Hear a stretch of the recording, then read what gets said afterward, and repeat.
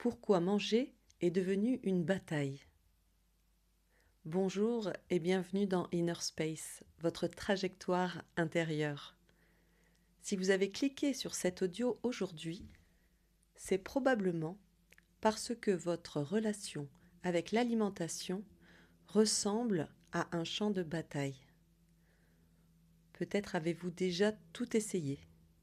Les régimes, les résolutions de fer, les applications de comptage, pour finir par vous dire, une fois de plus, je n'ai aucune volonté.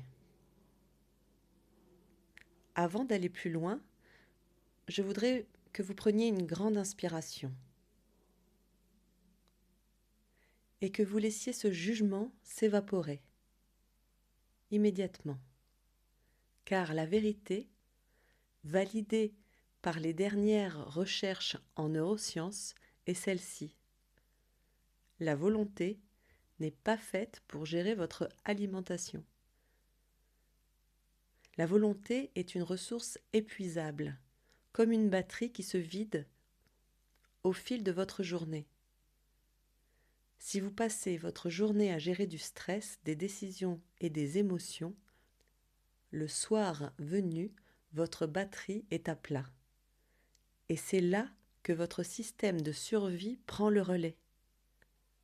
Vous n'êtes pas faible, vous êtes simplement un être humain dont le cerveau cherche une solution pour tenir le coup. Bienvenue dans ce premier temps d'exploration. Imaginez que votre cerveau possède un bouton d'urgence pour apaiser l'anxiété.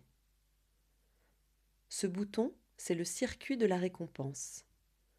Lorsque vous vivez une émotion que vous ne savez pas comment traiter, un stress, une solitude, une fatigue intense, votre cerveau cherche le moyen le plus rapide de faire baisser la tension. Le sucre, le gras ou simplement l'acte de mâcher déclenche une libération immédiate de dopamine et de sérotonine. En quelques secondes, votre biochimie change. La nourriture devient alors un anesthésiant, une doudoune émotionnelle ou une manière de remplir un vide qui semble trop vaste. Ce n'est pas un problème de nutrition, c'est un problème de régulation.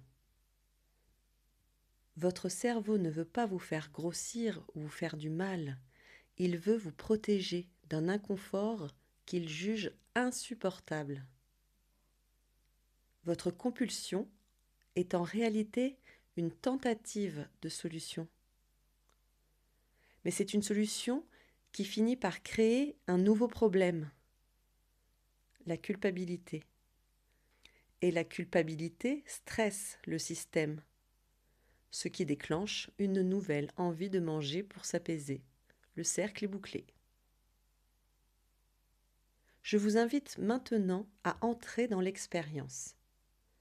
Si vous le pouvez, fermez les yeux.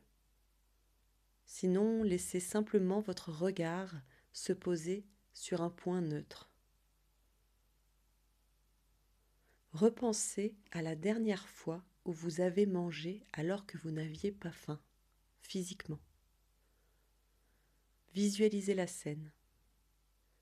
Observez l'état dans lequel vous étiez juste avant. Où est-ce que ça se passait dans votre corps? Est-ce que c'était une tension dans la mâchoire? Une envie de mordre, de croquer quelque chose?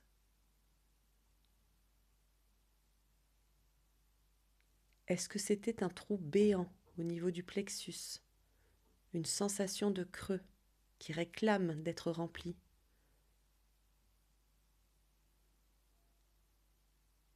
Est-ce que c'était une agitation dans la main, un besoin de mouvement? Ou peut-être une sensation de coton dans la tête, un besoin de s'évader, de ne plus penser? Prenez le temps de localiser cette faim émotionnelle.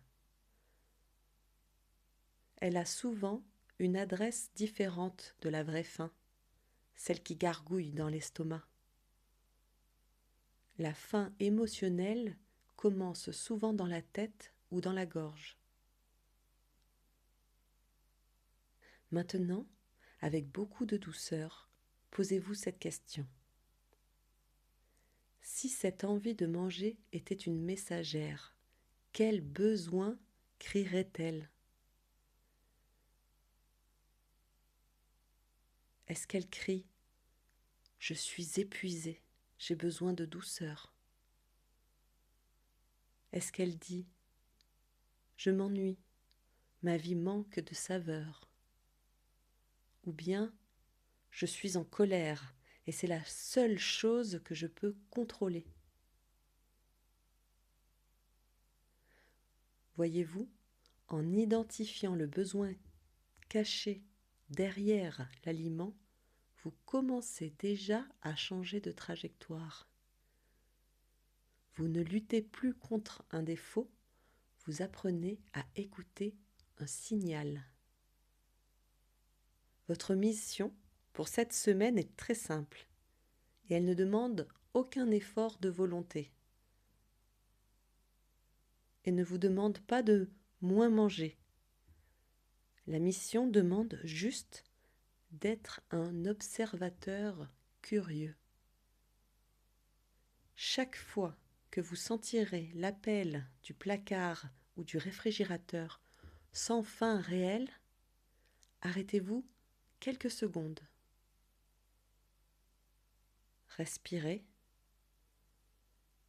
et dites-vous simplement « Tiens, mon système cherche à s'apaiser. Qu'est-ce que je suis en train de ressentir là, tout de suite ?» Nommez l'émotion. C'est du stress, c'est de la fatigue, c'est de la solitude. Rien que le fait de nommer l'émotion permet à votre cortex préfrontal, votre pilote conscient, de reprendre un peu les commandes face à votre cerveau émotionnel. Vous passez du mode subir au mode piloter. Sachez que tout ce que vous découvrez aujourd'hui est une information précieuse. Il n'y a pas de mauvaise découverte. Il y a juste des prises de conscience qui préparent le terrain pour notre prochain rendez-vous. La semaine prochaine, nous utiliserons l'hypnose pour apprendre à votre corps à retrouver sa propre sécurité sans avoir besoin de passer systématiquement par l'alimentation. D'ici là, soyez doux avec vous-même.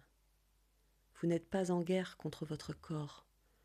Vous apprenez juste une nouvelle langue, la sienne. À très bientôt sur Inner Space.